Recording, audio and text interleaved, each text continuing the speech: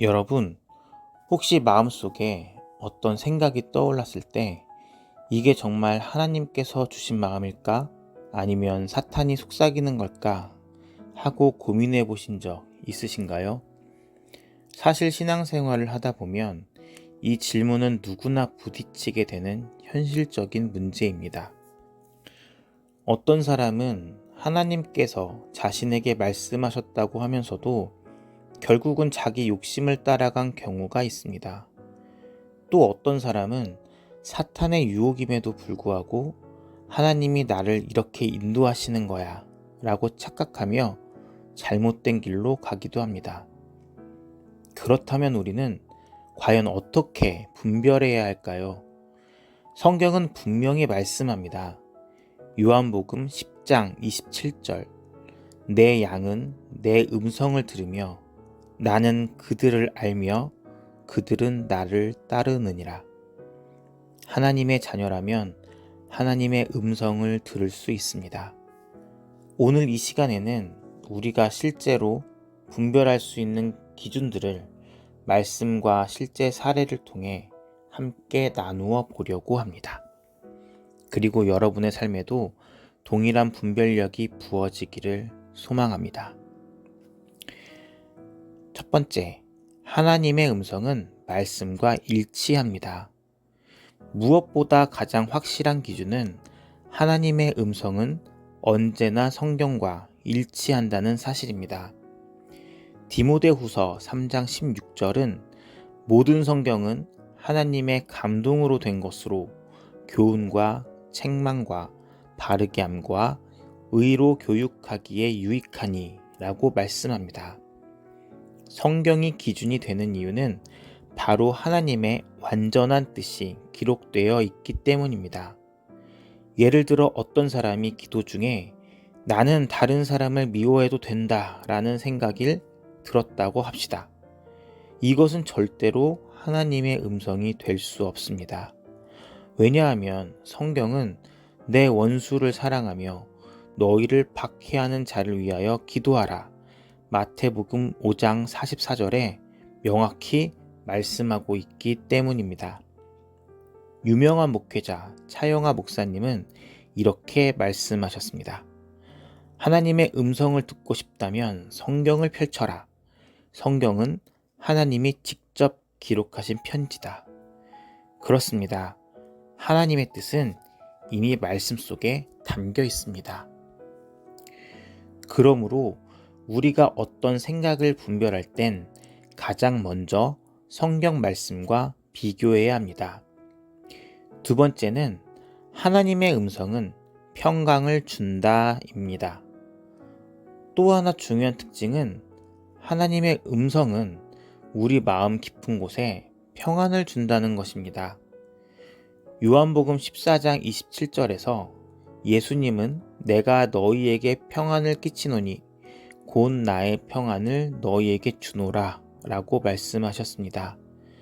실제로 미국의 유명한 설교자 찰스 스펄전 목사님은 하나님의 음성은 언제나 영혼의 평강을 가져온다. 불안과 혼란은 사탄의 속삭임이다 라고 강조하셨습니다. 어떤 집사님은 직장 문제로 고민하다가 기도하던 중에 갑자기 마음속에 내가 너와 함께한다 라는 말씀이 들려왔다고 합니다. 상황은 변하지 않았지만 이상하게도 마음은 깊은 평안으로 가득 채워졌습니다. 나중에 그 집사님은 기도하며 기다린 끝에 더 좋은 직장을 얻게 되었습니다. 반대로 사탄의 속삭임은 조급하게 만들고 마음을 불안하게 흔듭니다. 하나님의 음성은 당장 눈에 보이는 환경을 바꾸지 않아도 마음의 중심에 흔들리지 않는 평강을 주십니다. 반대로 마귀의 속삭임의 특징은 무엇일까요? 마귀의 속삭임은 죄를 합리화합니다. 창세기 3장에서 뱀은 하와에게 이렇게 속삭였습니다. 내가 결코 죽지 아니하리라. 하나님은 분명히 먹으면 반드시 죽으리라고 말씀하셨는데 사탄은 정반대로 말하며 불순종을 합리화했습니다. 지금도 마귀는 우리 마음에 이렇게 말합니다. 이 정도는 괜찮아. 한 번쯤은 해도 돼. 하나님도 이해하실 거야. 실제로 상담 사역을 하던 한 목사님은 청년이 이런 고백을 하는 걸 들었습니다. 목사님, 하나님이 저를 사랑하시니까 제가 조금 타협해도 괜찮다고 생각했어요. 그러나 결국 그 청년은 큰 죄의 유혹에 빠져버립니다. 사탄의 속삭임은 늘 죄를 작게 보이게 만들고 하지만 결국에는 무너뜨립니다. 반면 하나님의 음성은 죄를 절대 가볍게 여기지 않고 반드시 돌이켜 회개하도록 이끄십니다.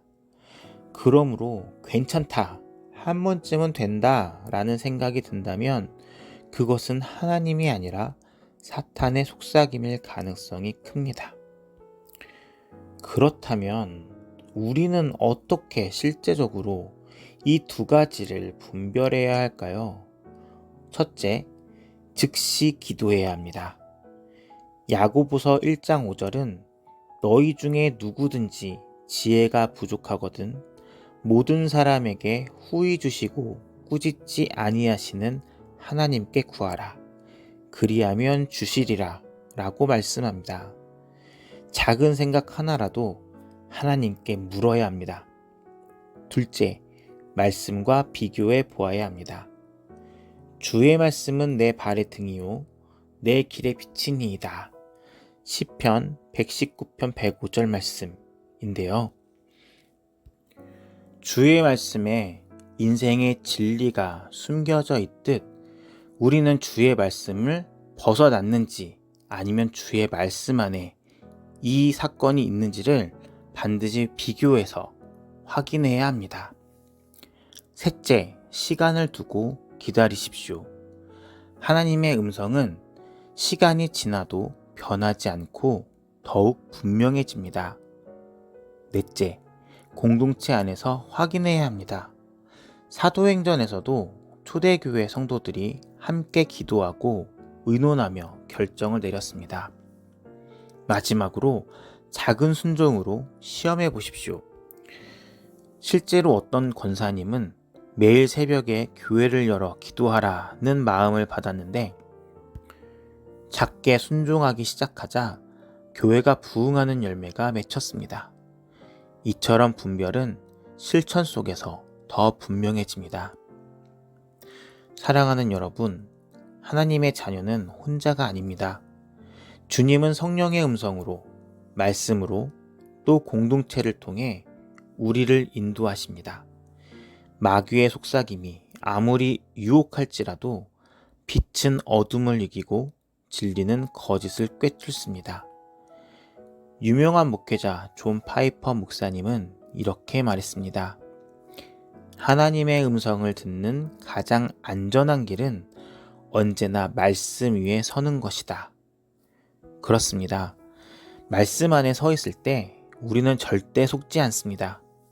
이제 우리 모두 마음을 열고 기도하며 하나님께 지혜를 구합시다. 주님, 제 마음속에서 들려오는 모든 생각들을 분별하게 하소서. 말씀에 굳게 서서 사탄의 속삭임을 물리치고 오직 주님의 음성만 듣게 하소서. 예수님의 이름으로 기도합니다. 아멘.